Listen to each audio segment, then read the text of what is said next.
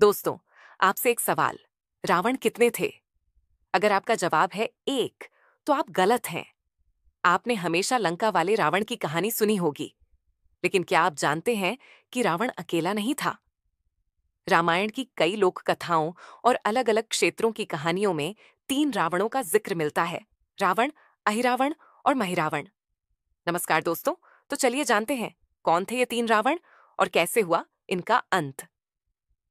सबसे पहले लंका का राजा दशानन रावण, 10 सिर वाला, 20 हाथ वाला और अपार विद्या का धनी, शिवजी का भक्त। लेकिन आप बताइए, क्या विद्या का कोई मतलब है अगर उसके साथ विनम्रता ना हो? यही गलती रावण ने की। अहंकार ने उसे अंधा कर दिया और सीता हरण किया और अंत में भगवान राम के हाथों पराजित हुआ। क्या आप सोच सकते हैं कि इतनी शक्ति और विद्या के बावजूद अहंकार को हराया जा सकता है? ये वही रावण है जिसकी लंका का दहन और वध हम दशहरे पर करते हैं।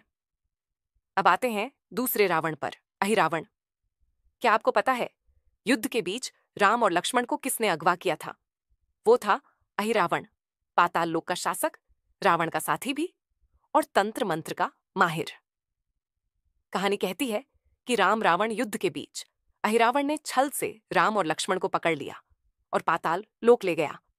वहां उसने दोनों की बलि देने की योजना बनाई। लेकिन क्या राम लक्ष्मण को कोई छू भी सकता था?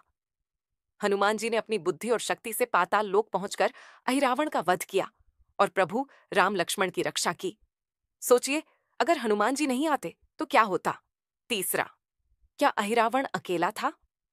नहीं, उसका भाई भी था, महिरावण, जिसे कुछ जगह महारावण कहा जाता है।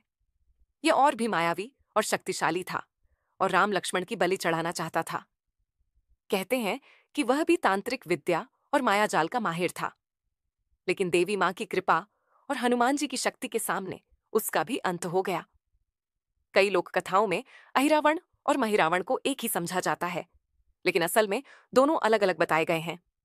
सोचिए, कितनी बार राक्षसों ने कोशिश की, लेकिन जीत हमेशा धर्म और सत्य की ही हुई। कहानी हमें यही सिखाती है, चाहे शक्ति कितनी भी बड़ी क्यों ना हो, अंत में जीत हमेशा धर्म और सत्य की होती है। तो दोस्तों, अब आप बताइए, इन तीनों में से किसकी कहानी आपको सबसे रहस्यमयी लगी? लंका का रावण, पाताल का अहिरावण या उसका भाई महिरावण? कमेंट में जरूर लिखिएगा।